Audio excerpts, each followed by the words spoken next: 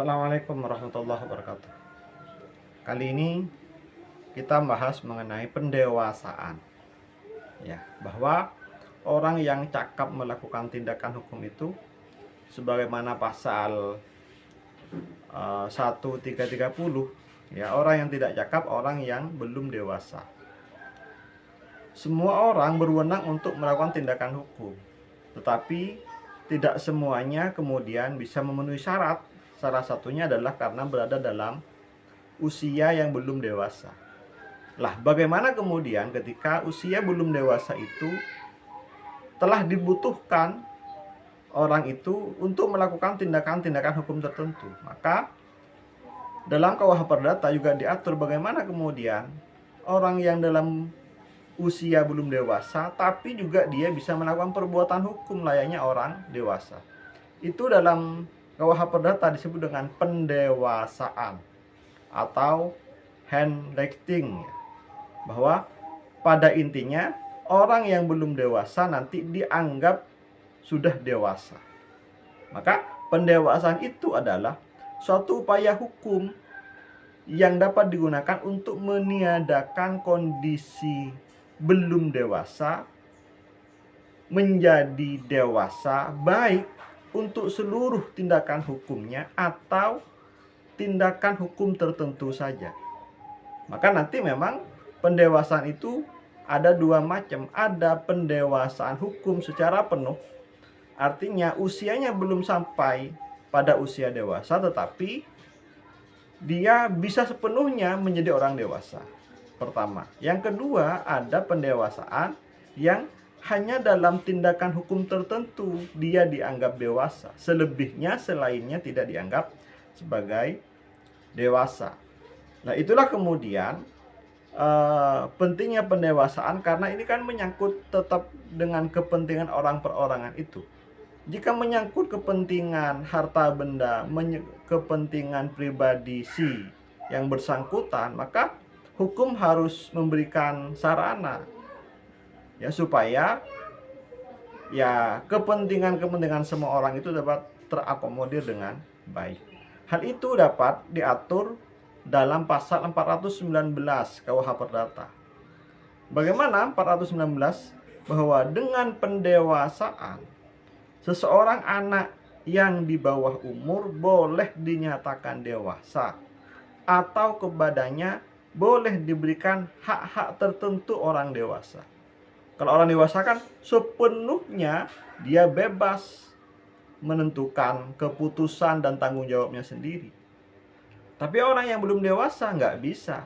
Maka dalam konteks pendewasaan ada yang bisa diberikan sepenuhnya seperti orang dewasa. Ada yang hanya urusan kepentingan tertentu saja yang oleh hukum diberikan wewenang kepada yang bersangkutan untuk melakukan tindakan hukum. Pasal 420 juga menyebutkan pendewasaan yang menjadikan orang yang masih bawah umur menjadi dewasa diperoleh dengan venia aetas atau surat pernyataan dewasa yang diberikan oleh pemerintah setelah pertimbangan dari pengadilan. Ya, itulah kemudian salah satu sarana yang disediakan oleh hukum, bahwa ketika kepentingan seseorang dibutuhkan memberikan jalan bagaimana itu dapat sehingga tidak ada yang hidup memang mendesak harus dilakukan di saat itu. Maka seperti yang itu ada wasaan, walaupun dia belum dewasa anggap sepenuhnya sudah menjadi dewasa. Itu diatur dalam pasal 421 sampai 425 KUH Perdata. Disebutkan bahwa salah satu syaratnya untuk menjadi pendewasaan penuh adalah umurnya telah 20 tahun. Ya, kalau sudah 20 tahun penuh tentu dibuktikan dengan akta kelahiran kan, maka dia sudah bisa mengajukan pendewasaan penuh.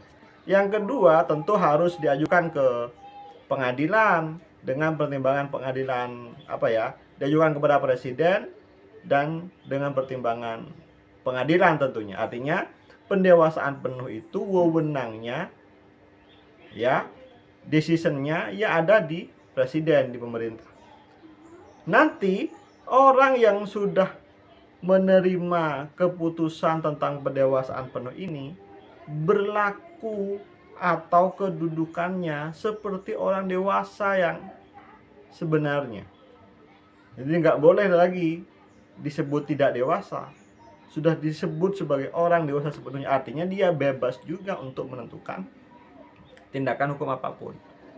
Dan pendewasaan penuh itu tidak bisa ditarik lagi, ya, karena kondisi tertentu, misalkan karena urusan kepentingan sudah selesai, maka dia tidak mau untuk melakukan tindakan-tindakan lagi, nggak bisa. Jadi untuk pendewasaan penuh, dia sepenuhnya tidak bisa ditarik kembali. Itu yang diatur dalam pasal 421 sampai 425. Dan yang kedua jenisnya pendewasaan itu, Handektik itu, adalah pendewasaan terbatas.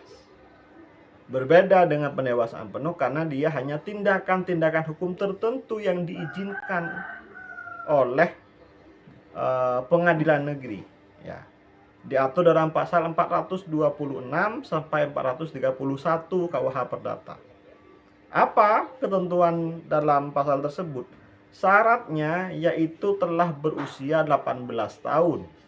Kalau orang sudah 18 tahun kemudian hubungan hukum dibutuhkan, dia bisa mengajukan pendewasaan terbatas.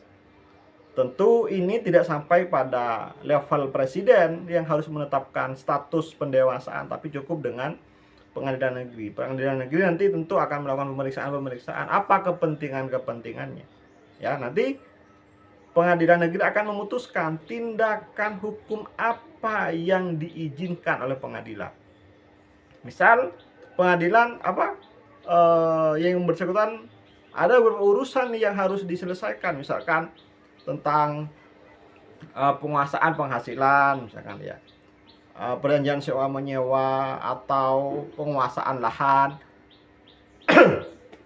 atau pengurusan perusahaan, mendirikan pabrik, ya, menjalankan usaha-usaha lainnya, usaha dagang tertentu. Maka karena ini terbatas, dari beberapa item kebutuhan tadi itu, nanti pengadilan akan menetapkan bahwa yang bersangkutan hanya diizinkan dalam urusan pendirian perusahaan.